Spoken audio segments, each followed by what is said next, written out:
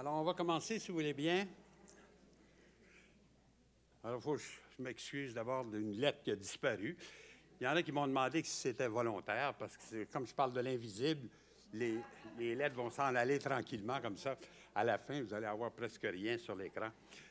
Non, c'est vraiment une erreur, une faute.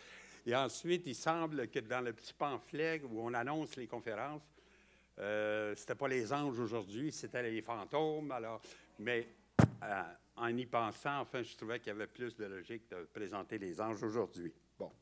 Alors, j'ai donc entrepris de vous entretenir de l'invisible en peinture, un sujet qui a inquiété un petit peu, si vous vous souvenez. Mme Roberge, la dernière fois, elle a dit de quoi il va parler avec un sujet pareil. Mais au fond, c'est toujours la même chose. On pense à invisible, on pense que ça n'existe pas. Mais en fait, on pourrait imaginer qu'il n'y a pas que les choses visibles qui existent. Hein? On pourrait, comme par exemple, même si on n'est pas croyant ou quelque chose comme ça, on peut imaginer des choses comme l'âme, ou en tout cas, disons, la vie intérieure, si on veut, une espèce de vie spirituelle qui puisse être finalement invisible, mais aussi importante, aussi existante. Hein? Et c'est sûr que dès qu'on touche à de l'art canadien ancien, en particulier, comme j'ai fait la dernière fois, on touche tout de suite à des croyances là, très, très fermes sur l'existence de l'âme, sur l'existence des anges. Aujourd'hui, vous allez voir, c'est la même chose. Et là, il n'est pas question de nier l'existence de ces choses-là, même si on ne les voit pas. Hein, c'est ça qui est... Alors, et là, à cause des besoins de l'iconographie, dans les églises en particulier, un thème comme l'âme, par exemple, devient un défi particulier pour les peintres, dire comment est-ce qu'on va représenter ça. Hein? Et alors, vous avez vu, finalement, ils ont pris une solution un peu facile, en fait, qui était de représenter les âmes comme des corps et de leur donner même des expressions, en fait, comme la douleur, la béatitude et tout ce qu'on voudra. Hein? Alors, c'est souvent la pression de ces besoins iconographiques qui sont dans l'Église, disons, qui fait que les peintres sont obligés un peu de trouver des solutions plus ou moins habiles pour arriver à représenter ces choses invisibles. Alors, aujourd'hui, quand on prononce le mot « ange », on a tout de suite une image. Hein? Ça veut dire que là, on a affaire à une image qui a été très, très forte et qui s'est imposée à toute notre enfance, etc. On voit ces personnages avec deux ailes puis en robe blanche, là, il n'y a aucun problème. On sait ce que c'est que des anges. Hein? Et la différence peut-être avec le problème des âmes, si on veut, c'est que les anges sont très présents dans les Écritures, dans la Bible. Hein? On parle de rencontres avec des anges, les anges apparaissent, ils viennent voir la Sainte Vierge pour lui dire qu'elle allait voir le petit Jésus. En tout cas, on a des anges, on en a tant qu'on veut, alors que les âmes, c'est plus discret. Il y en a un peu, mais c'est plus discret. Alors là, on est aux prises avec, en fait, ceux qui vont résister un peu plus à la représentation des anges populaires, là, telle qu'on la connaît, ça va être les théologiens. Parce qu'ils sont prêts avec l'idée, et c'est pour ça que je voulais commencer par un théologien par excellence, par saint Thomas d'Aquin, et ils sont pris avec l'idée, c'est quoi exactement des anges au niveau théologien, au niveau théologique, si on veut, et ils disent, c'est des êtres certainement des substances intellectuelles, par exemple. Tu sais, ça, c'est tel quel dans saint Thomas. Absolument immatériels, hein? Qui ne sont pas composés de matière et de forme. Alors, et à cause de ça, sont incorruptibles, c'est-à-dire qu'ils ne peuvent pas mourir, ne peuvent pas disparaître. Hein? Alors, quand vous partez avec des notions comme ça, évidemment, il est difficile d'imaginer comment est-ce qu'on va les représenter. S'ils sont immatériels, s'ils n'ont pas de corps, s'ils n'ont pas la distinction entre matière et esprit, comme on avait pour l'humain, disons, là, comment est-ce qu'on va les représenter? Et pourtant, on ne peut pas passer à côté du problème puisque la Bible en parle constamment. Hein? Pensez à l'histoire par exemple, magnifiquement illustrée ici, d'Abraham recevant 3 anges. Hein? J'ai relu le texte, ce n'est pas tout à fait clair, et il semble qu'il peut y avoir 2 anges et un personnage avec eux. Alors, c'est ça un peu qu'il a représenté. Vous voyez, les 2 anges sur le côté, ils ont des ailes dans le dos très discrètes. Enfin, lui, il n'a pas l'air très angélique, mais en tout cas. Mais il y a ces 2 ailes ici. Puis lui, ce bonhomme-là, c'est peut-être juste quelqu'un qui accompagne les autres. Et évidemment, il y a ici Abraham. Et un des arguments qu'on faisait intervenir, c'est que l'ange n'est pas juste une vision d'une personne. Il est souvent vu par plusieurs personnes à la fois. Et en particulier, c'est ce qui explique ici la présence de Sarah qui est là. Hein, les anges vont la faire rire. Vous savez qu'est-ce qui est arrivé? Les anges annoncent à Abraham, qui est vieux comme ce qu'on voit là, qu'il va avoir une forte descendance, hein, c'est ça, ses enfants vont se multiplier, puis, etc. Alors Sarah, qui n'est pas folle, évidemment, se met à rire. Hein. Elle dit, oui, avec ça, Gazilaire, qu'est-ce qu'il peut faire? Tu sais? Alors, et là, d'ailleurs, en hébreu, le nom de son premier fils, Yitzhak, comme on devrait le prononcer en hébreu, ça veut dire « il rit hein? ». Troc, ça veut dire le rire. Hein? Donc, ce pauvre gars, il est nommé par les anges, en fait, d'une certaine façon. Il s'appelle un peu le risible, si on veut. Alors donc, on est aux prises avec ce genre de texte biblique, en fait, qui raconte donc des rencontres entre les humains et les anges. Et là, nos théologiens essaient d'expliquer ça. S'il est si matériel, s'il est si spirituel, si on ne peut pas le voir, etc., comment ça se fait que la Bible en parle comme si ça allait de soi? Alors, la solution, c'est de dire ils assument un corps, juste pour la circonstance. C'est-à-dire que quand ils doivent rencontrer des gens, ils s'habillent d'une certaine façon. Ils se mettent un corps, puis ils viennent, ça dure le temps que la rencontre se fait, puis ensuite, ils retournent dans leur monde à eux, etc., où on ne les voit plus. Hein? Alors, tu sais, je vous cite juste un petit passage de saint Thomas où il dit ça. « Les anges se façonnent par la puissance divine des corps sensibles qui représentent leur propriété intelligible. C'est ce qu'on veut exprimer lorsqu'on dit que les anges assument des corps. » OK? Mais comment est-ce qu'ils font ça? Alors là, mais vous les prenez où, vos corps? Hein? Et là, l'explication de saint Thomas est tout à fait délicieuse, en tout cas. Il dit... Ils font leur corps avec de l'air. Mais alors on dit, oui, mais ce n'est pas une bien bonne idée. L'air, on ne le voit pas. Tu sais, comment on va pouvoir percevoir quelqu'un qui serait fait en air seulement, en air? Hein? Et alors là, il a l'explication. Il dit, à son degré ordinaire de dilatation, l'air ne retient ni la figure ni la couleur. Hein? L'air on ne le voit pas. Elle n'a pas de figure, elle n'a pas de forme, si on veut, et elle n'a pas de couleur non plus. Mais quand il est condensé, il peut revêtir différentes formes et réfléchir des couleurs. On le voit dans les nuages. Hein? Alors, l'exemple de l'air condensé, c'est le nuage. Au fond, au Moyen Âge, on a d'autres explications aujourd'hui, mais comment tu expliques l'existence des nuages? Alors, et c'est donc à partir de l'air que les anges forment des corps, avec l'assistance divine, oui, je comprends, ils en ont besoin un petit peu, en les solidifiant par la condensation autant qu'il est nécessaire. C'est incroyable, cette histoire-là, que le corps assumé par les anges est fait en nuages, essentiellement, est fait en air condensé. Et alors, c'est pour ça que, dès que c'est fini, c'est facile à liquider. On dilate un peu l'air et ça s'en va. Quelle ne fut pas ma surprise récemment en feuilletant une excellente revue que je vous recommande, qui s'appelle Border Crossing, qui est sur l'art contemporain ici au Canada, de voir cette image qui est faite par une artiste qui est maori, en fait, qui vient donc de la Nouvelle-Zélande, qui vient de très loin, et qui s'appelle Lisa Rehana, comme je vous ai mis son nom. Et le titre de son... C'est un photomontage, en fait. Hein? C'est comme un personnage qui est comme ça, représenté, habillé en nuage, exactement. Elle s'appelle Inepuko Rangi, là, ce qui est écrit en bas. Ça veut dire tout simplement, en maori, semble-t-il, enveloppé dans le brouillard. Hein?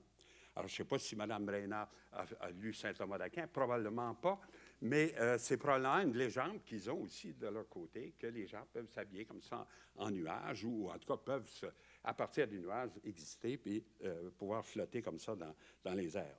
Ah. Cette idée d'ange fait en nuage, ça va poser des problèmes, parce que jusqu'où ça va, j'allais dire, la transformation en corps. Hein? Par exemple, est-ce que les anges retiennent certaines fonctions de la vie? Ça, c'est des questions qu'on se posait au Moyen Âge, en fait. Et, par exemple, est-ce qu'ils peuvent engendrer? Est-ce que les anges peuvent avoir des bébés? Oups! Alors là, ça, c'est compliqué parce que ça voudrait dire... Alors là aussi, ils sont pris avec un texte biblique qui les embête, qui dit ceci. C'est dans la Genèse, là. Après que les fils de Dieu, alors ça, les fils de Dieu, ça peut être les anges, disons, eurent approché les filles des hommes, elles mirent au monde des hommes puissants et fameux dans le siècle. Ce n'est pas un passage qui est très, très familier, mais c'est tel quel dans Genèse 6.4. Et là, ils sont embêtés avec ça. Qu'est-ce que c'est? Ça veut dire que les anges peuvent avoir des commerces charnels avec des humains, puis leur donner des enfants qui deviennent des géants ou je ne sais pas quoi. Alors là, on règle un peu le problème. On dit que ça doit être des démons, ça ne doit pas être des anges. Les fils de Dieu, là, ça peut être des démons. Les démons sont spirituels aussi, assument des corps aussi. Et là, ils s'en tirent avec une pirouette.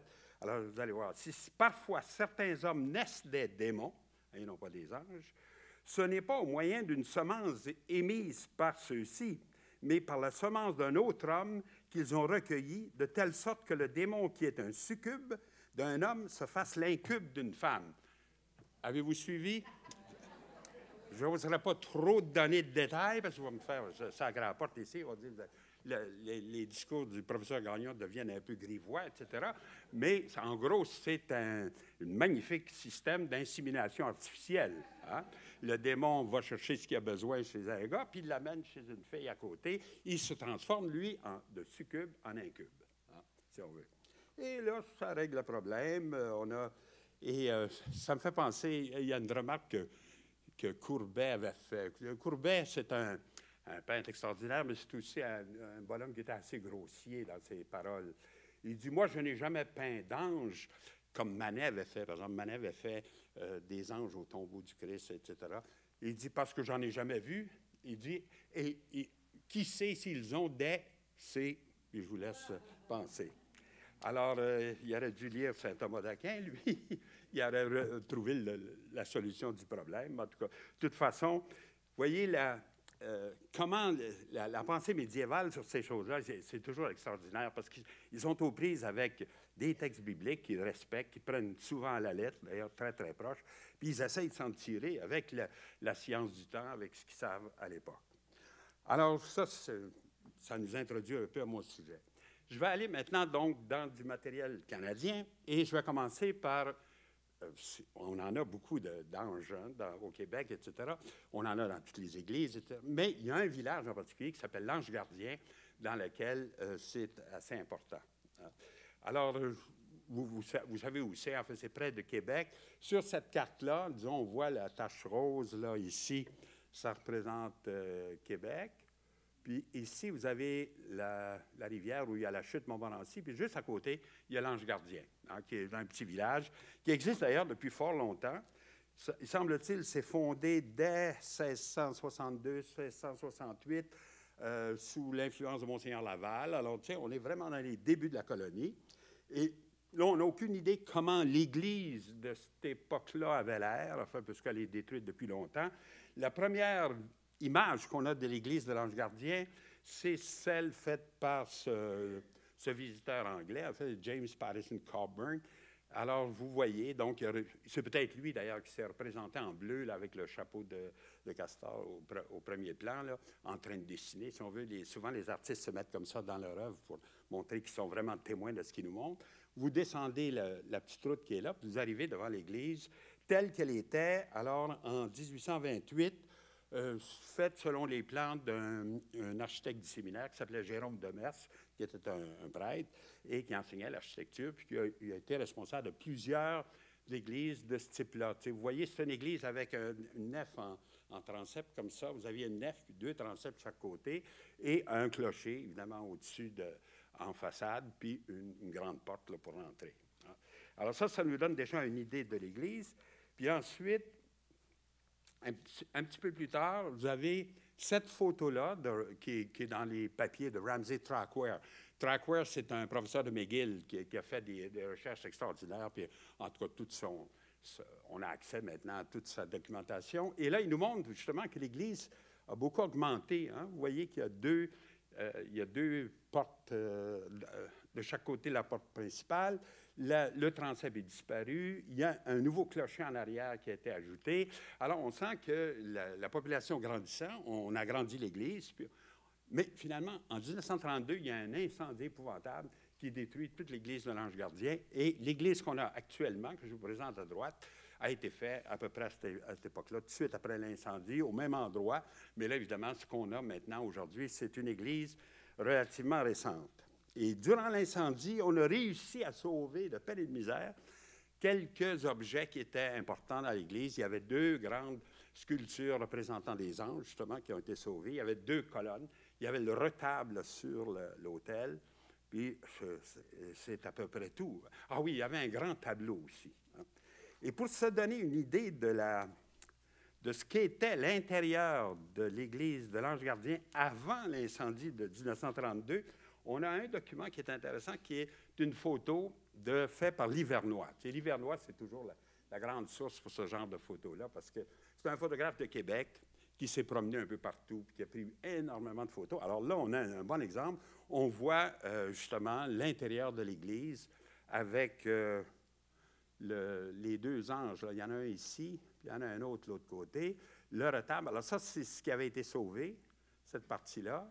Les 2 anges, les 2 colonnes qui sont là, de chaque côté, et le tableau. Évidemment, si on n'avait que la photo de Livernois pour se donner une idée quel était le tableau qui était là, on ne voit rien. Hein? Il est complètement bouché. On voit juste qu'il est craqué un peu ici, qu'il doit être en très mauvais état. Mais en fait, ce tableau-là est très connu. C'est un tableau qui est fait par le frère Luc. Il n'est pas signé ni daté, mais il n'y a aucun doute que c'est lui qui l'a fait.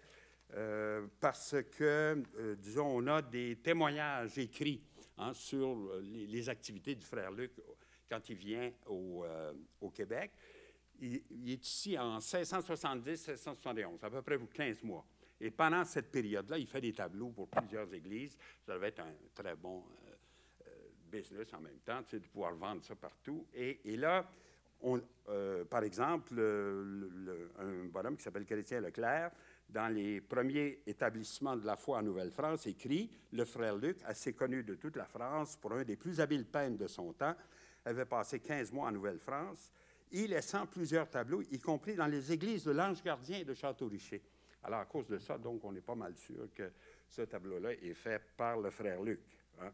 Et d'ailleurs, il y a une espèce de, de mandement de l'évêque qui dit « Bâtissez-vous vite une église parce que vous allez gaspiller votre tableau.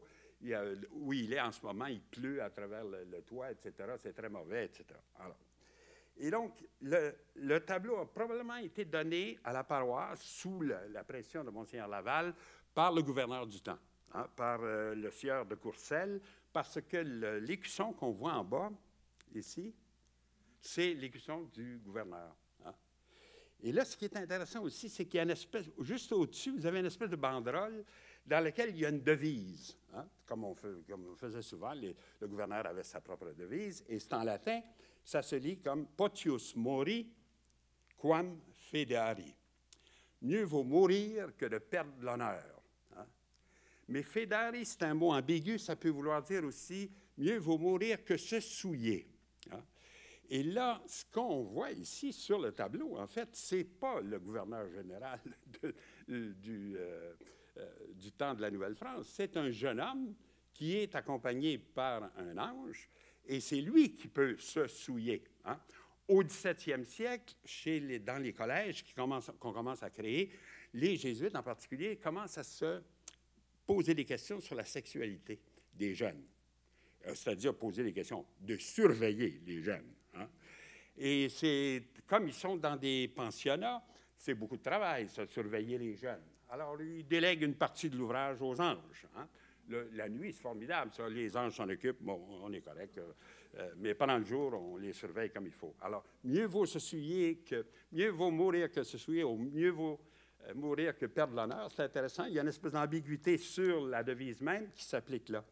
Et j'ai trouvé, en fait, un autre contexte, mais c'est exactement la même chose. Cette obsession qui commence à venir avec la sexualité chez les jeunes, chez les adolescents en particulier. En fait, c'est ça. Là. Je ne sais pas si vous avez remarqué, il y a un serpent au sol. Là, puis là, l'ange qui flotte un peu, lui, pointe en haut. Là, ce qu'on voit, c'est écrit en hébreu, mais ma femme me disait qu'il y a 2 fautes d'orthographe dans le mot. En tout cas, ça fait pas mal. Là. Mais c'est le nom de Dieu. En fait, c'est Jéhovah, en fait, qui serait écrit là en hébreu. Mais alors, et là, donc, il lui indique cette chose-là. Fais attention de ne pas piler sur le serpent, en fait, un peu comme pour le sauver. Mais le petit texte que j'ai trouvé, c'était un texte dans Érasme. Et il raconte un dialogue entre un jeune homme et une prostituée. Alors, je vous lis ça en latin, vous allez voir, vous allez comprendre tout de suite. Alors, le jeune homme dit « Falemus hic oculos Dei ». Oculos, vous savez ce que c'est? C'est les yeux. Il dit, est-ce que ce qu'on veut faire ensemble, ça va échapper aux yeux de Dieu? Hein? Alors, la prostituée lui répond, Lucretia, nequaquam, non, ille perspicit omnia. Dieu voit tout. Alors, oups, alors c'est pas bien bon, alors on ne peut pas se cacher. Et là, il pose la question, et angelorum, est-ce que les anges voient tout aussi? La réponse est oui aussi. Alors, c'est pas bien bon pour aller au bordel. Ça a commencé, vous êtes vus à la fois des anges et de Dieu. Alors, c'est Érasme qui raconte ça comme ça. Je trouvais ça absolument... Mais ça correspond à des nouvelles préoccupations qu'on avait moins avant, qu'on n'avait pas, par exemple, au Moyen Âge comme ça, mais qui s'installent au 17e siècle de plus en plus avec les collèges et où les grands défenseurs de ces idées nouvelles, d'une morale plus appliquée, sont les jésuites, en fait. Et c'est pour ça que je voulais illustrer ça par ce tableau-là d'Andrea Pozzo. Pozzo, vous savez, c'est le bonhomme qui a fait, dans l'église du Jésus à Rome, les plafonds, là, qui sont absolument extraordinaires. On a l'impression vraiment que le ciel s'ouvre. Hein. C'est fait avec en trompe-l'œil d'une façon tellement efficace qu'on ne sait pas où commence le mur et où commence le toit. Là. Il fait des formes entre les deux. Alors, il a fait ce tableau-là qui présente un ange gardien avec un enfant. Et c'est Pozzo, c'est le grand peintre, disons, pour la Compagnie de Jésus, enfin, pour les jésuites. Alors, ce n'est pas étonnant, justement, que les confréries de l'ange gardien, tout ça, ça va commencer chez les jésuites, ça. Puis, Monseigneur Laval est souvent du côté des jésuites, en fait, dans les conflits, là, tout ça, il prend souvent leur côté. Alors, on a l'impression que c'est ça qui est la grosse influence, enfin, pour faire entrer toute cette idée des anges gardiens qui s'occupent des jeunes, là. Vous avez aussi, au monastère des Ursulines à Québec, un autre tableau un peu dans le même genre, probablement fait par le frère Luc aussi, quoique là, c'est un peu plus difficile. La seule chose qui fait penser au frère Luc, c'est une manie qu'il avait. Quand il représente les mains, il met toujours l'annulaire puis le doigt comme ça ensemble. Tu sais. C'est très typique du frère Luc. À chaque fois qu'on voit ça, on dit, tiens, ça doit être lui. D'ailleurs, vous n'avez pas remarqué, mais dans l'autre tableau, c'était comme ça aussi. Enfin, il fait ça constamment. Là, l'ange est sur le sol, il n'est pas en train de flotter au-dessus de lui, et il fait le même geste. Et une chose qui est intéressante aussi, c'est que l'ange touche le garçon. Ça, vous allez voir, dans les représentations protestantes des anges, les anges ne touchent pas. Ils ont un pouvoir, mais à distance. Tandis que dans les productions catholiques, ils sont souvent comme ça, ils touchent l'un l'autre. Et là, on se rapproche beaucoup d'un autre épisode biblique que vous connaissez aussi, c'est l'histoire de Tobie. Non, ça vous dit rien? Mon Dieu, une gang de mécréants, comment ça se fait? Tobie, c'est une histoire dans la Bible, c'est Tobie est le fils d'un vieux monsieur qui est aveugle. Et là, tout d'un coup, apparaît un petit jeune homme, puis là, on voit tout d'un coup, c'est un ange, il y a des ailes cachées un peu, puis tout à coup, ça se met à faire un peu de bruit, là. Alors, cet ange-là, qui s'appelle Raphaël, en fait, Raphaël aussi, en hébreu, c'est Rophéel. Rophé, c'est le médecin. Hein? Alors, donc, c'était quelqu'un qui va lui donner des conseils comment guérir son père de ça. Alors, il dit au jeune Tobie, qui est le fils du monsieur Tobit, il lui dit, ce qu'il faut, c'est de trouver un foie d'un poisson et d'appliquer ça sur les yeux de ton père, puis il va se mettre à voir. Voilà, c'est formidable. Alors, ils s'en vont tous les deux. Et c'est ça que dans ce extraordinaire tableau de Paolo Iuolo, on voit l'ange tient dans ses mains, si vous regardez, il ne pointe pas le ciel, là. Il tient dans ses mains une petite ampoule dans laquelle le foie du poisson est. Par contre, Toby, à côté, se promène, lui, avec son poisson. Hein? Il ne prend pas de chance, il apporte tout le poisson. Hein? Tu vois, ici, oups, pardon. Ah, c'est formidable, ça.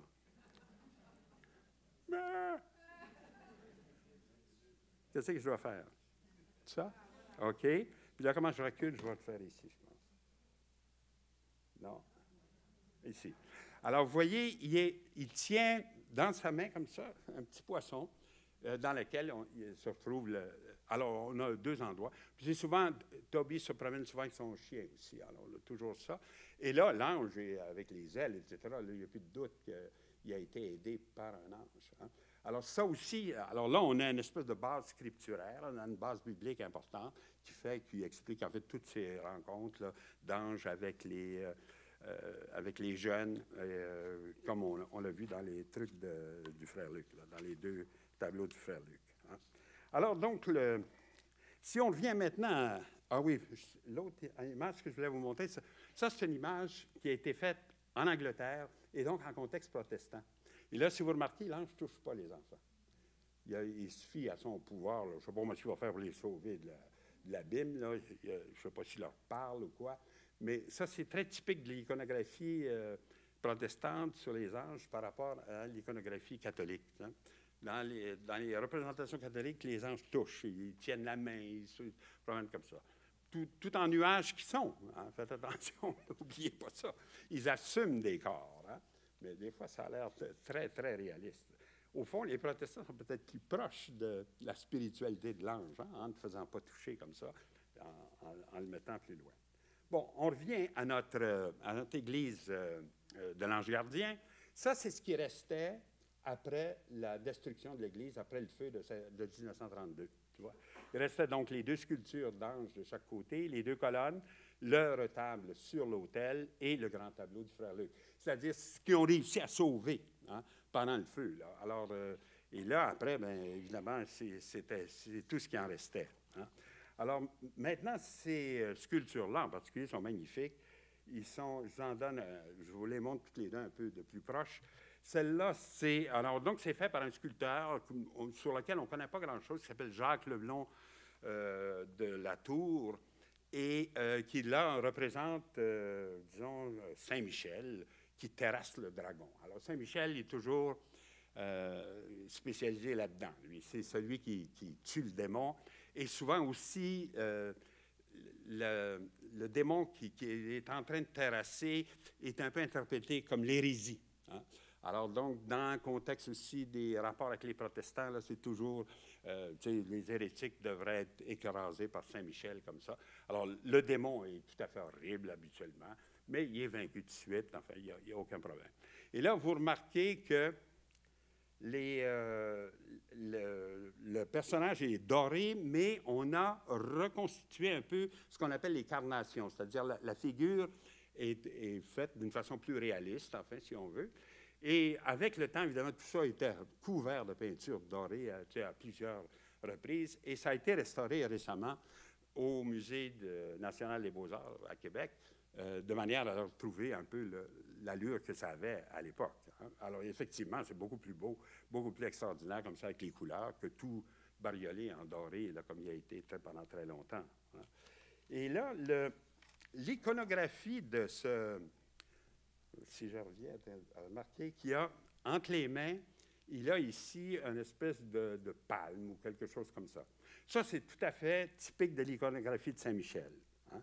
Pourquoi? Parce qu'il vient de vaincre le dragon, et donc, normalement, il se promène avec une palme de la victoire. Hein. Mais là, quand on voit des photos anciennes faites par Livernois aussi, d'un des anges, ici, ce n'est pas Saint-Michel, là. Hein? Il ne fait pas les mêmes gestes, etc. Mais vous remarquez qu'il y a, par contre, la palme est dans ses mains. Or, ça, c'est Gabriel, c'est l'autre ange de l'autre côté de l'autel. Puis là, on a l'impression qu'ils ne savaient pas trop quoi faire avec. Il y avait une main comme ça. Ils ont pris la palme de Saint-Michel, puis ils l'ont mis entre les mains de Gabriel. Hein?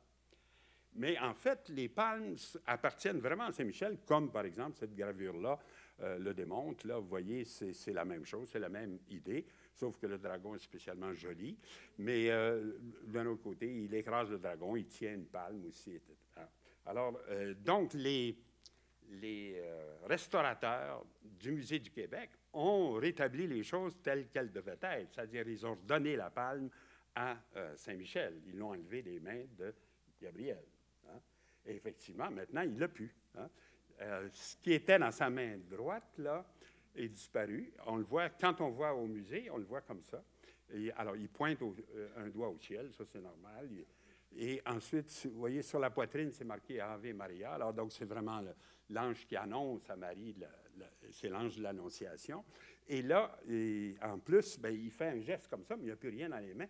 Ce qu'on pense qui devait être là, en fait, c'est un lys. Hein, parce que normalement, quand l'ange de l'Annonciation vient annoncer à Marie qu'elle va être la mère de Jésus, etc., sans avoir les services du bon vieux Joseph, en tout cas, de toute façon, il semble qu'il ne pouvait pas faire grand-chose à l'âge qu'il avait, mais en tout cas, sans qu'il y ait ça, alors là, il est toujours présenté avec un lys. Hein. Et d'ailleurs, dans l'iconographie traditionnelle, disons par exemple dans ce beau tableau là, de Sandro Botticelli, c'est un petit tableau par exemple, là je l'agrandis énormément, qui est au Metropolitan Museum à New York, on voit l'ange qui tient un lys dans ses mains et qui fait une salutation à la Vierge qui lui répond. Et alors, en même temps, c'est un très bon exemple là, de mise en perspective des deux personnages comme ça, comme on fait à la Renaissance. Et même dans des petits ouvrages populaires, là, comme cet office de la Vierge Marie, là, on voit l'ange aussi tient un lys. Hein. Alors, qu'est-ce qui est arrivé? Le lys, c'est sûr que Jacques Leblond de la Tour savait ça. Hein, le sculpteur devait savoir ça. Alors, probablement que son lys est disparu, est perdu. Et alors là, quelqu'un a cru bien faire de mettre la palme entre les mains de Gabriel, puis c'est comme ça que ça expliquerait l'espèce de... là, vous voyez, vous le mettez en parallèle, là, les deux. Alors, Gabriel, même à l'époque des photos de l'Hivernois, il a déjà plus sa palme, elle est passée dans les mains de l'autre. Hein. Alors là, elle est rétablie. Et ensuite, une autre chose qui est disparue aussi, qu'on peut voir dans la photo de l'Hivernois, c'est que Saint-Michel devait avoir un épée ou une lance pour tuer le dragon. Hein, vous voyez, je ne sais pas si vous l'avez remarqué, hein, ici, il y a une épée, là. Alors ça aussi, alors dans sa main ici, il devait avoir l'épée qui menaçait le dragon, elle est disparue également. Hein, on voit avec le temps, les choses se détériorent, puis des détails comme ça ajoutés peut-être après coup, ben, ça disparaît. Et là, à droite, je vous mettais juste un autre exemple d'iconographie dans laquelle l'épée est très importante. Là, il est en train de tuer le dragon. Le dragon, d'ailleurs, qui est assez cute. Là, il y a des petits seins lumineux. Là, je ne sais pas trop où il a pris ça. Et il est accompagné à gauche d'un donateur. C'est celui qui paye le tableau, qui se fait mettre dans le tableau.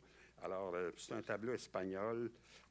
En fait, c'est pas important comme... Ce n'est pas un très, très grand peintre, mais en tout cas, on voit, au point de vue iconographique, en fait, il y a tous les détails, là, si on veut. Hein. Alors, donc, vous voyez un petit peu comment ces choses-là se sont élaborées. Enfin, on a affaire à une espèce d'iconographie très, très ancienne et très solide, aussi très définie hein, dans ses moindres détails, et là, qui peu à peu, comme ça, s'impose. Maintenant, tout cet ensemble est au Musée du Québec. Et quand on voit les présentations muséales, on trouve ça un petit peu pauvre, finalement, hein, par rapport au décor réel de l'Église, là, dans lequel c'était avec l'autel, le retable, etc., puis tous les bouquets de fleurs, en tout cas, tout cet ensemble-là. Là, c'est, évidemment, grâce à ça, les œuvres ont été restaurées, puis sont sauvées, puis sont là pour être vues par un très grand public. Mais d'un autre côté, on perd le côté in situ. Hein, de l'œuvre. Bon, alors là, je vais changer de monde complètement. Parce que je me suis dit, je ne suis pas pour les emmerder avec des discours de curé tout le temps. Je vais essayer de faire un parallèle un petit peu étonnant avec l'art des Premières Nations. Et pourquoi? Parce qu'ils ont une croyance aussi dans les hommes volants. Hein? La croyance dans les hommes volants, ça vient de la croyance dans le chamanisme. Hein? Dans les groupes, là, surtout dans l'ouest du pays, vous avez toujours un personnage important dans la tribu, si on veut, qui s'appelle le chaman. Et le chaman a toutes sortes de pouvoirs. Il peut guérir des maladies, il peut amener le poisson, là, quand c'est le temps, le faire venir au bon moment, etc.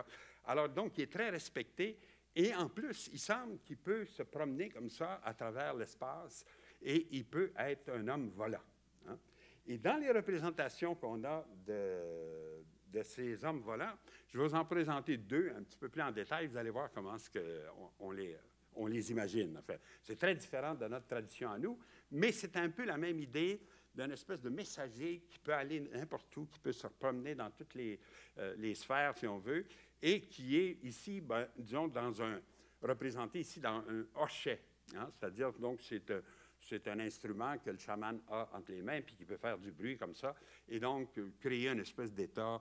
Tu sais, quand on entend ça, on est pris par cette espèce de musique élémentaire, si on veut. Et dans le cas de la guérison des malades, par exemple, ils se servent de ça, du hochet comme ça. Alors, ça fait une espèce de bruit comme ça. Et le malade est comme concentré sur ce que le chaman va lui dire ou va faire. Alors, donc, il est représenté, le chaman est là, il est couché sur le dos d'un oiseau. Hein? Alors, donc, déjà, c'est l'idée de l'homme volant. Hein? Il est là, puis il se fait transporter par un oiseau mythique qui est énorme, en tout cas, par rapport à lui. Il appuie ses pieds sur la tête d'une pieuvre. Si vous regardez sur le côté, c'est vraiment les ventouses qu'on imagine dans les bras des pieuvres. Hein? C'est de chaque côté. On n'en voit qu'un côté, mais ça remonte presque le cou là, de l'oiseau. Et il tient finalement aussi deux cornes, là, probablement des cornes de chèvre, on ne sait pas trop, des chèvres des montagnes, on ne sait pas trop exactement, mais en tout cas, il tient deux cornes de chèvre. On n'en voit qu'une, mais il y en a un autre de l'autre côté. Et là, si vous y pensez, c'est vraiment les trois niveaux hein, du monde. Il y a l'air, qui est représenté par l'oiseau, il y a les cornes qui représentent la terre, enfin les chèvres, et la pieuvre, c'est la mer, c'est les profondeurs. Alors ça, c'est très indicatif des possibilités du chaman. Il peut se promener justement dans les trois ordres. Il peut aller en l'air, il peut aller sur le sol, nous rencontrer, mais il peut aussi descendre au fond des abîmes de la mer et là, aller chercher justement ce qu'ils appellent souvent les spirit helpers, là, en anglais, c'est-à-dire des esprits qui vont l'aider dans la guérison du malade, par exemple. Hein? Alors, il va évoquer ces esprits-là d'une certaine façon. Alors là, ils vont être présents avec lui, puis le malade va pouvoir, disons, revenir à la vie. L'oiseau qui est représenté là existe vraiment. C'est je vous le mets en parallèle, c'est ce qu'on appelle un huîtrier. Alors, en anglais, ils disent oyster catcher. Hein? Oyster, c'est l'huître, évidemment. Alors, c'est un oiseau qui mange des coquillages, là, qui est sur le bord de l'eau. Et alors, les Tlingits là, qui ont refait ce hochet que je vous présente vivent aussi sur le bord de l'eau. Donc, c'est un oiseau qui est très familier, qui voit. Et d'ailleurs, même le détail de la couleur de l'œil a été retenu dans la sculpture. On voit que c'est observé de façon assez fine. Enfin, tu sais, c'est pas fait n'importe comment. C'est vraiment cet oiseau-là qui est représenté là. Hein? Et donc, l'oiseau ici explique d'une certaine façon le vol magique du chaman. Hein? Ça, vous avez ça, il y a un gros livre écrit par Mircea Eliade, enfin, qui date un peu, mais dans lequel il est revenu beaucoup, en fait, qui est souvent cité, qui s'appelle le chamanisme, justement, dans lequel il a retrouvé des motifs de ce type-là à travers toutes sortes de cultures. Et par exemple, il parle le caractère statique de l'ascension ne fait pas de doute. Hein. C'est-à-dire que les voyages que le chaman fait, c'est des voyages en esprit. Hein. Ce n'est pas des voyages physiques. Et tout le monde a compris ça. On ne s'attend pas qu'il passe à travers le plafond. On sait qu'il s'en va avec son esprit, mais il va vraiment dans d'autres pays. Comme on le sait, les techniques de l'extase sont constitutives du phénomène généralement connu sous le nom de chamanisme. Le vol traduit plastiquement la capacité de certains individus privilégiés d'abandonner à volonté leur corps et de voyager en esprit dans les trois régions cosmiques. Hein, c'est ça, c'est exactement ce que je vous décrivais. Hein.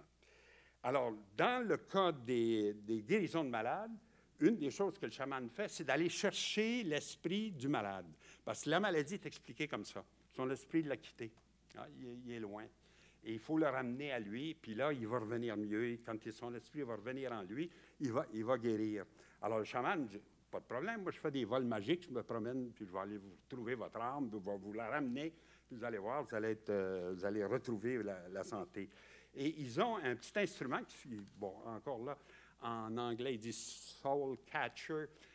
La traduction littérale du terme indien, ça serait quelque chose comme le gardien du souffle. Hein?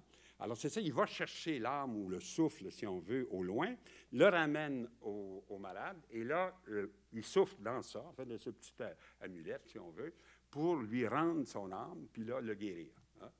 Et puis on dit, ouais, c'est pas bien bon comme médecine, ça ne va pas être bien efficace. Mais au fond, comme dans toutes les médecines, la croyance joue un rôle tellement important.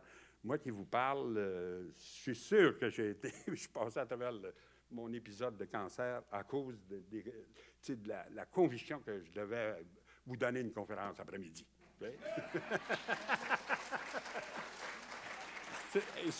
Autrement dit, la force de l'esprit, hein, même contre... alors, c'est pour ça que même si ça a l'air un peu ridicule, leur façon de procéder, je ne serais pas à croire que ça devait marcher plusieurs fois. D'autant plus que les définitions de la maladie devaient être assez différentes des nôtres. Alors, donc, que les gens se sentaient malades, c'était une bonne façon de les ramener à la vie. Hein. Et... alors, cet objet-là est absolument magnifique. En plus, vous voyez, à chaque bout, ils ont représenté un thème qui serait des ours, en fait qui serait représenté. Tu sais, on voit le corps de l'ours ici. Tu vois? Oups, c'est qu'il est là. Je ne sais pas. Ouais, ici. Sa tête est là, avec l'œil. Puis c'est répété à l'autre bout. Et au centre, évidemment, il y a un petit personnage qui a les bras levés comme ça, puis qui a les pieds écartés. Et alors là, ça, c'est un petit objet qui porte comme une amulette. Donc, le chaman porte toujours autour de son cou et qui, justement, est utile quand il va... Il a été collectionné par un monsieur, George Simons. Je n'ai pas de portrait de lui, mais j'ai un dessin qu'il a fait. C'était un officier de la marine qui était stationné en Alaska. Et il s'est intéressé à l'art des gens autour de lui, etc. Puis il a posé des questions. Et là, il s'est fait révéler par un groupe Tlingit, justement, où étaient enterrés les chamans de sa tribu. Et il a dit, est-ce que vous me permettez d'aller voir ça? Et oui, vous pouvez aller voir, vous pouvez prendre ce que vous voulez là-dedans. Et là, ce qui est curieux, c'est que ces Tlingits-là sont convertis au christianisme déjà. Et ils ont donc ces vieux chamans là, qui sont enterrés loin du village, et ils en ont encore peur. Hein? Et là, donc, le bonhomme Hemmons va là, prend des objets, puis il vend ça, lui, ensuite, dans les musées. Pour eux autres, c'est formidable. C'est qu'on se débarrasse de ces vieilles affaires-là qui sont dangereuses, hein, de toute façon. Et qui, alors, même convertis au christianisme, ils gardaient encore cette hantise, en fait, de ces objets sacrés qui pourraient être plein de pouvoir et qui pourraient éventuellement nous nuire. Et ils ont laissé comme ça passer toutes sortes d'objets qui sont dans les musées maintenant. Et peut-être avec regret, parce que maintenant, les cultures, surtout de la côte ouest, veulent rapatrier leur patrimoine. Comme ça, ils ne veulent pas laisser ça partout dans les musées. Ça crée d'ailleurs des problèmes très compliqués, parce que les musées ne veulent pas les lâcher non plus. Ça fait partie de leur collection depuis longtemps, etc. Alors, vous imaginez un peu les circonstances, mais ce bonhomme-là, cet officier de la fin du 19e, début du 20e siècle en Alaska, a profité justement de leur peur pour pouvoir ramasser une collection qu'il a vendue ensuite dans les différents musées. Là. Au Musée d'histoire naturelle de New York, par exemple, il y en a. Au Field Museum, ça je pense, à Chicago, et le Burke Museum à Seattle. Enfin, tous les grands musées ethnographiques, si on veut, aux États-Unis, ont été, disons, nourris par les objets trouvés par ce bonhomme. Hein. Il y aurait un autre exemple de ces hochets de chaman, plus compliqué que celui que je vous présentais tout à l'heure, dans lequel c'est encore le même oiseau, l'huîtrier, qui est là, mais sur le dos, il y a beaucoup de monde. Là. Il y a beaucoup d'affaires qui se passent. Alors, le chaman lui-même, il est au bout ici.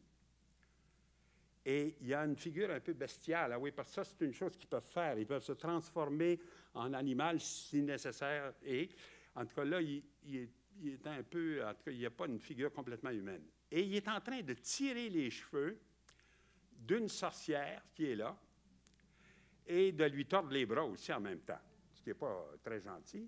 Mais les sorcières sont accusées d'être la source de beaucoup de troubles dans la tribu. Hein? Alors, quand on décide qu'une est sorcière, alors de quoi ils les accusent habituellement? C'est de prendre une mèche de cheveux ou des rognures d'ongles ou un petit bout de vêtement, et là, de faire un sort là-dessus. Alors, pour que le sort ne s'accomplisse pas et que la personne qui a subi ce sort-là en sorte vraiment, il faut récupérer ces objets-là. Et là, pour les récupérer, il faut tordre le bras de la sorcière pour qu'elle puisse nous les donner, puis là, dire, bien, OK, c'est moi, oui, je suis vraiment responsable de ça, etc. Alors, c'est ça qu'il a représenté ici. Il a représenté le chaman en train, plus ou moins, de torturer la sorcière. Et là, lui sort de la poitrine, d'ailleurs, un esprit qui est son gardien à elle. Et donc, elle est en train de perdre cette bataille. Il y a aussi là, 2 loutres de chaque côté. En tout cas, il y a bien du monde là, pour pouvoir se débarrasser de l'action de la sorcière. Alors, là encore, là, on est dans un monde culturel compliqué, si on veut, mais qui est logique, en fait, qui fait partie de tout ce en quoi ils croient et qui peuvent, donc, comme ça, imaginer les choses. Ça aussi, c'est un masque de chaman, un masque d'ours, en fait, dont les dents sont faites probablement à ce qu'on appelle l'opercule là, des coquillages. C'est pour ça que je vous montre ça à droite. C'est ce qui ferme le coquillage dans la vraie vie, là, quand il est vivant. Alors, ils arrachent ça, puis ils font des dents très régulières, comme ça, pour le personnage. Et là, au milieu, sur son front, ici, je ne sais pas si vous arrivez à le voir, il y a 2 loutres qui sont là, qui se font face l'une l'autre. Un œil, un autre œil, les 2 gueules qui sont là. Et au-dessus, encore, au niveau des oreilles, il y a encore là des esprits qui surveillent avec tout ça. Alors ça, c'est un masque important pour un chaman. En fait, ce ne sera pas la même chose qu'un masque de, disons, de chef ou de choses comme ça. Non, vraiment, là, il est avec ses esprits, avec ceux qui l'aident à faire ce qu'il a à faire. Hein. Et je voulais vous montrer aussi, dans une toute autre région, un exemple aussi de chamanisme avec les tableaux de Norval Morisseau. Hein. Alors, Morisseau, évidemment, il n'est pas du tout de la côte ouest, là, comme les choses que je vous présentais, là, les Tlingit. Il est un Ojibwe, alors il est né près du lac Nipigon, là, donc en Ontario, si on veut. Il a été élevé par ses grands-parents. Le grand-père l'a initié un petit peu à toutes les croyances de son groupe. Et la grand-mère était catholique, par contre. Alors, chez Morisseau, vous avez toujours les 2 thèmes possibles. Vous avez des thèmes chrétiens puis des thèmes plutôt chamanistiques, comme ici. Alors, ce qui est représenté à gauche, ici, c'est un chaman avec son bâton. Hein. Mais le bâton, si vous remarquez, il y a une figure hein, en haut. Comme si... il y a 2 yeux ici. Et il y a aussi, en fait, ça c'est moins net, mais en fait, semble-t-il, ce sera un tambour. Or, le tambour puis le bâton sont importants pour le chaman, parce que le tambour, ça crée une espèce de rythme qui peut être justement extatique, si on veut. À force de l'entendre, on perd le contrôle de sa conscience, puis on entre dans le jeu du chaman. Et le bâton qui finit avec une figure, ça aussi, c'est comme pour faire une chevauchée, si on veut, dans l'espace, pour se promener dans le vol chamanique, là, il y a besoin de cette espèce de bâton pour se promener. Hein. Alors, donc, on a des croyances encore assez semblables, malgré que ce soit vraiment des cultures très, très différentes, d'un bout à l'autre du pays. Et là, le portrait de l'enfant qui est à droite, au contraire, ça signifie, en tout cas, comme Morisseau l'a expliqué, c'est à l'âge de 10-12 ans, le père dit à son enfant, OK, tu vas t'en aller dans le bois, tu ne mangeras pas pendant quelques jours, et pendant tes rêves, tu vas me raconter ce que tu vois. Et là, normalement, il est visité par un esprit, qui peut être un castor, une loutre, en fait, n'importe quoi, ça peut être un animal, qui devient un peu comme son totem. Hein? Alors, l'enfant découvre là l'esprit qui va le garder toute sa vie. Normalement, il se promène avec un petit bout de peau du castor ou quelque chose comme ça.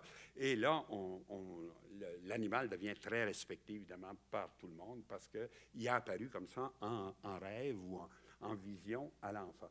Hein. Alors là aussi, on est dans les croyances un peu semblables là, dans les deux tableaux. Hein. Finalement, on a dit que chez Morisot, souvent, les personnages sont vus presque en transparence, comme si on les voyait au rayon X. Hein. C'est peut-être pas très évident dans ces deux images-là, mais on voit ça arrive souvent. Ça. On voit, dans les personnages de Morisot, il y a tout d'un coup un autre être à l'intérieur, comme si on voyait en transparence.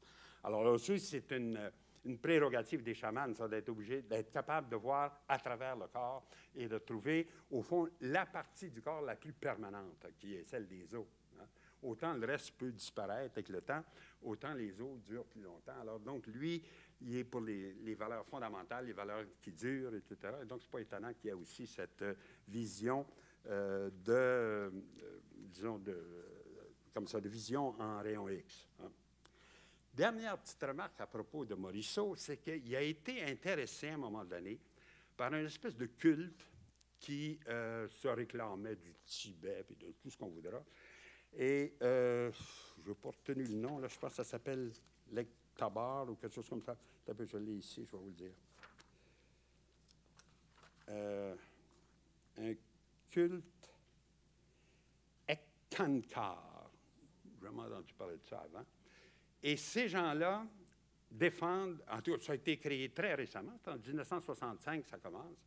Il n'y a rien comme les États-Unis pour créer des cultes un peu partout. Les autres sont près de Minneapolis. Là, ils ont une grosse église, puis ils ont du monde qui vont là, puis qui croient dans ces affaires-là. En fait, le vrai fondateur, ce n'est pas un Tibétain, c'est un monsieur Twitchell. Et puis, en tout cas, je pense que ça va bien, il y a beaucoup de monde, puis etc. Puis ils ont, à ma surprise, ils ont un site sur le web, ces gens-là.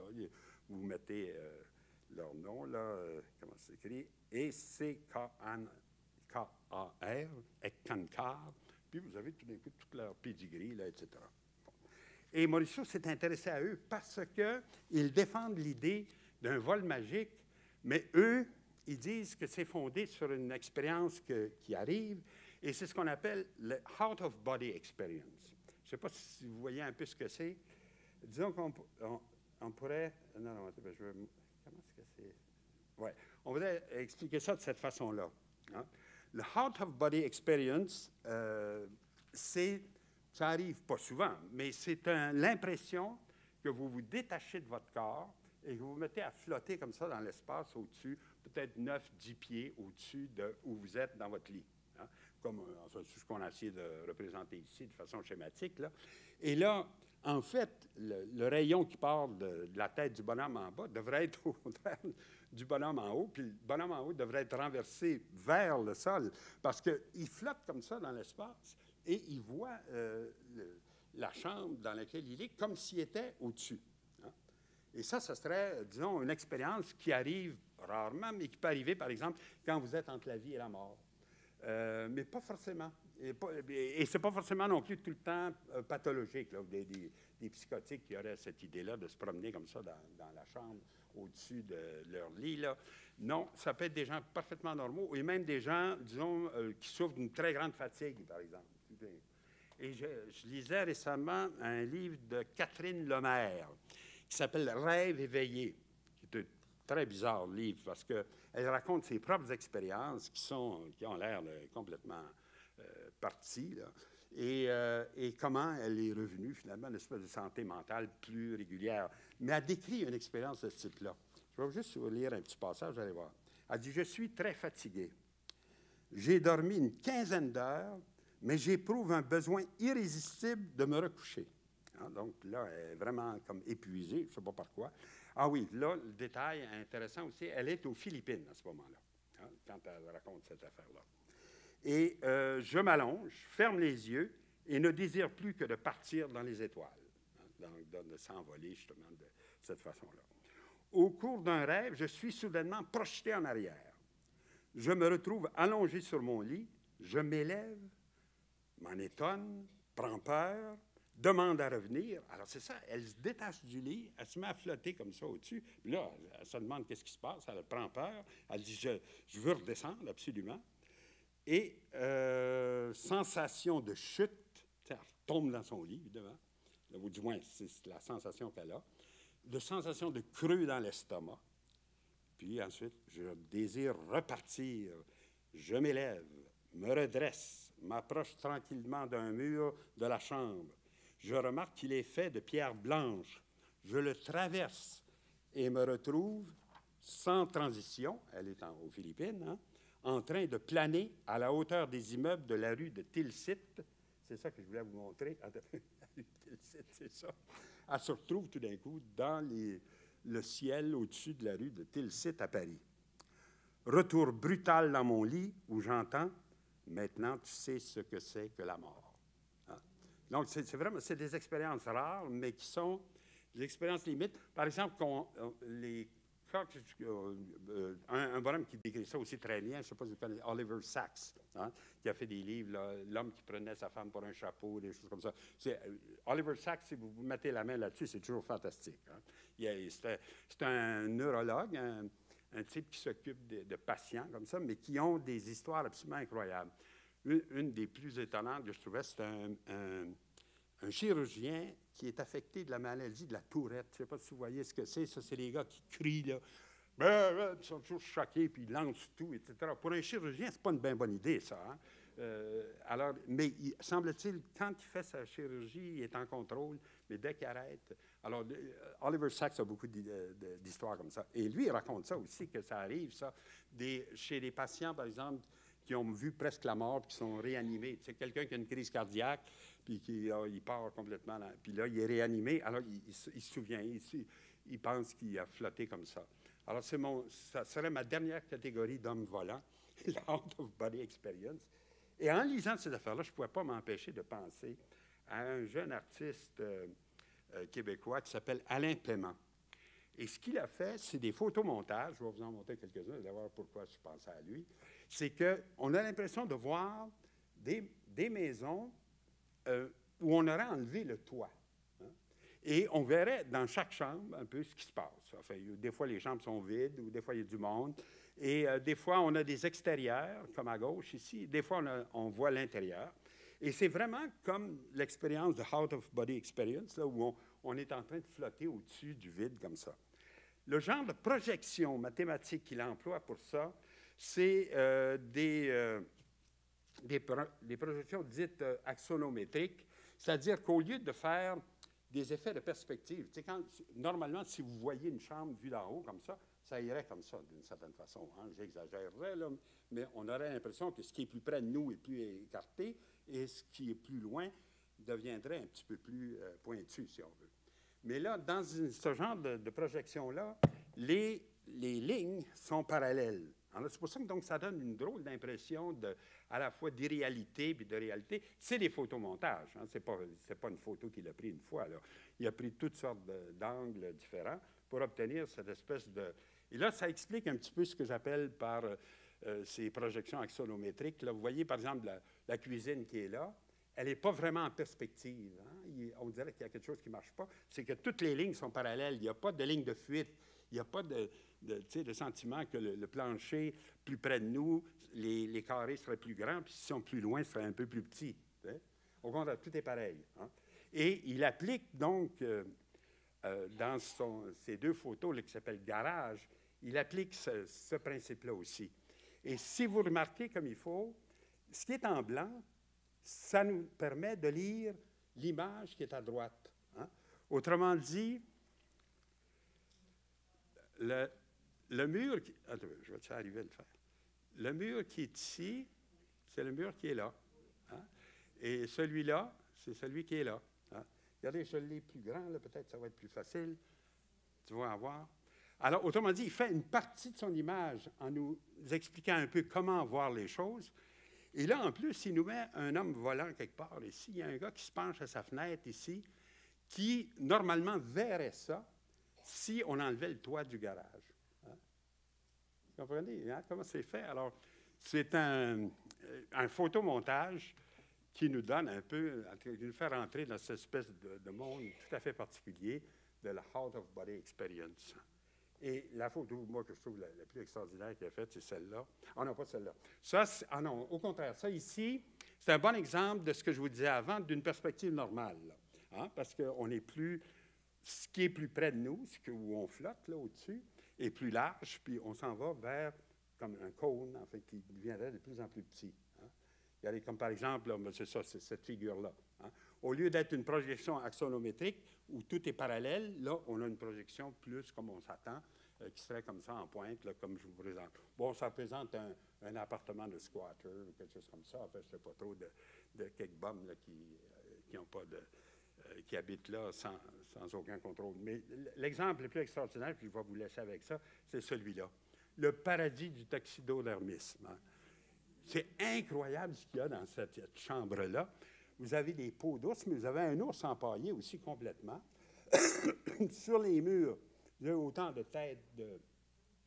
Et il y a 2 sièges là où on peut s'asseoir et parler tranquillement en mettant ses pieds sur une des peaux d'ours.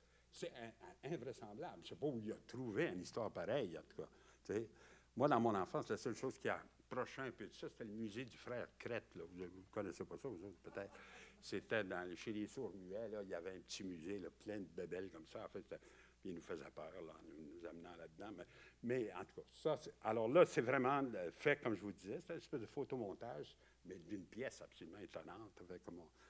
Alors, j'espère vous avoir fait faire un bon voyage. On est parti avec les anges, on est allé vers les Indiens, puis même M. Paiement devient un frère, peut-être inconscient, des anges et des chamans. OK. Alors, merci.